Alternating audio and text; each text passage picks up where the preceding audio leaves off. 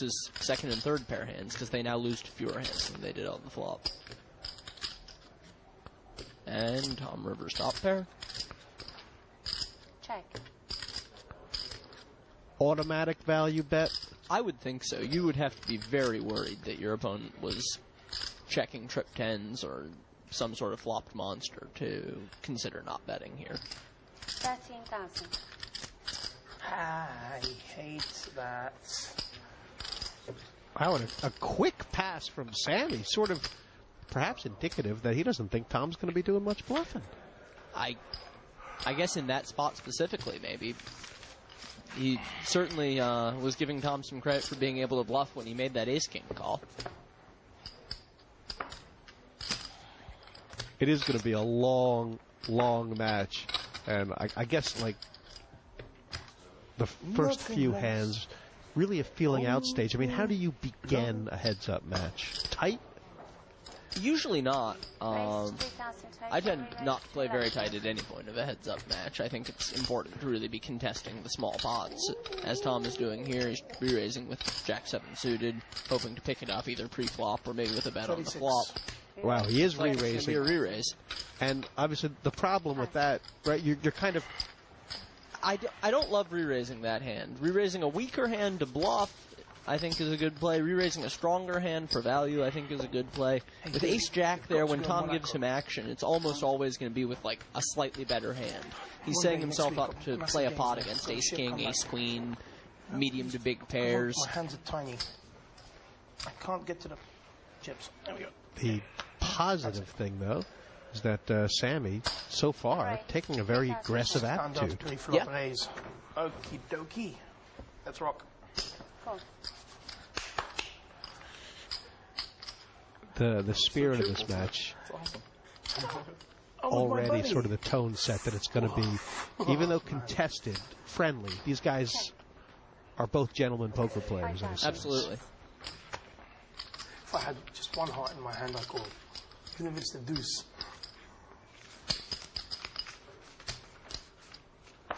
That's something I love about high-stakes poker, is that players are mostly very civil with each other. There's a very sort of sporting, friendly, competitive, but, you know, there's a certain camaraderie that comes with gambling for these stakes. People get along for the most part. And these stakes are, of course, these stakes here are pretty much about as big as are played in poker today. This is about as big as it gets.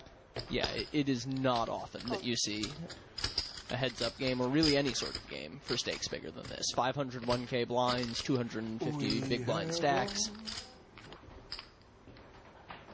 They're going to play a $500,000 pot sometime pretty soon. 3-bet from Sammy. Call in position from Durr. Oh, are we going to be seeing him do a lot of that tonight? I think so. In my experience playing with him and seeing him play against other players, he does not like folding to 3-bets, especially when he's in position. Oh yeah, that hand yesterday was with Marcus, with Ronald. I had 4-9 of spades, and the flop came like, I think ace 4 6, and then already ahead. He bets like fat chords. I hit the 9 on the turn. Yeah. And I said to Erica, before the 9 came on the turn, Off to a good I said start to Erica, for Sammy. listen, I said to Erica, look, this is a Dwani hand. It's just uber wrong. Uber wrong. I've sort of been noticing that these guys are obviously very good friends, and Sammy has sort of taken on the Durr lingo. Everything is uber sick and.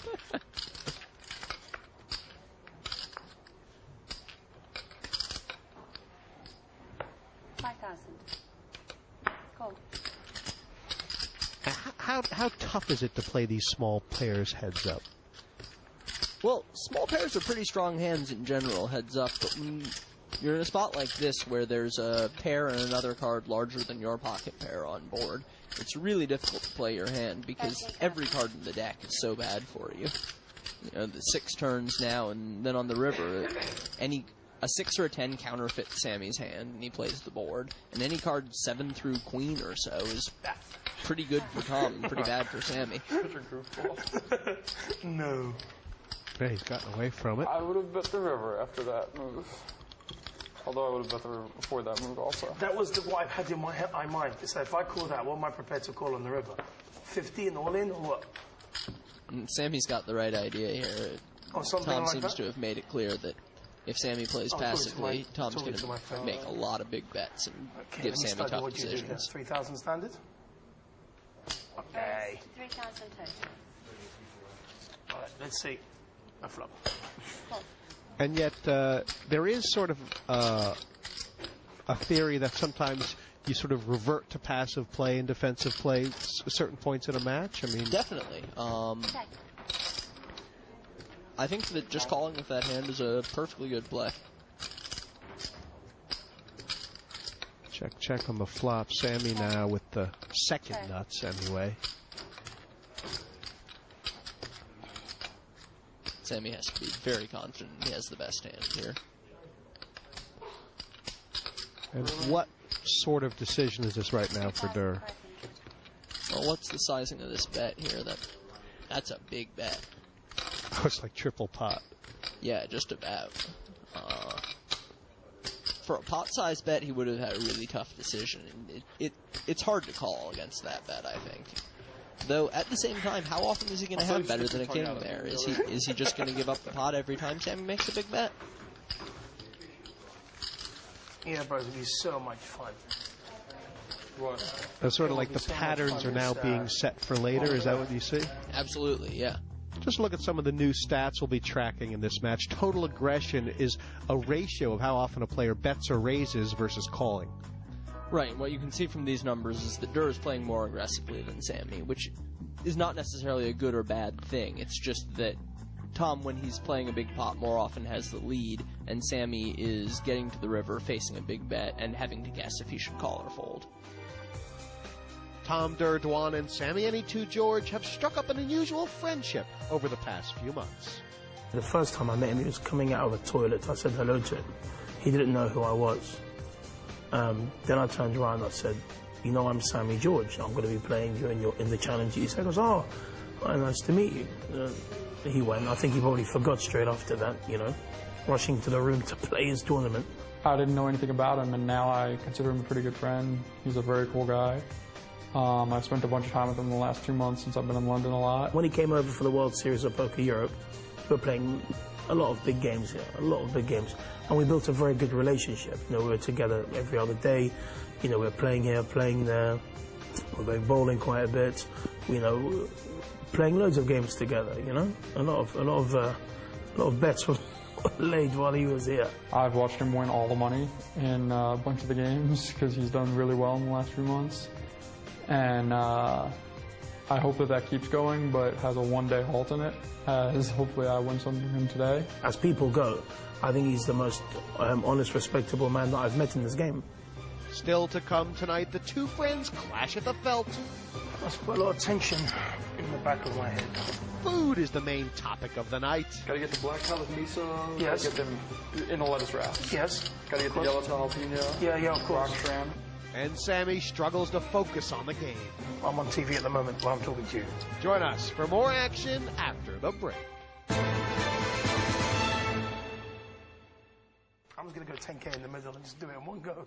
Welcome back. Isaac Haxton and myself here at the Durr $1 Million Challenge. Just taking on Sammy George for $500,000 or more. She was saying, And she said, so far, Sammy seems to be accommodating himself quite well, Isaac. she said, Yeah, Sammy what's her seems to name, be playing Erica. well. She He's said, she made was some good dealing, decisions in tough spots. She said she was dealing and you, Another it three was bet funny that you were doing it in like in the from restaurant or Durr. something. It was crazy. Yeah, it was Sammy makes a little bit of a loose call with Queen 2 suited there. The size of the three bet just seems to be both players about 11,000, slightly more than the opening raise, if you know what I mean, as far as the size of the bet. Is that traditional? Yeah, that's pretty typical for the big blind to re-raise to anywhere from 3 times the open to 4 times the open. Devilfish goes. Any smaller and it's just too easy to call. Any bigger and you're laying the guy too big a price to get into good hand.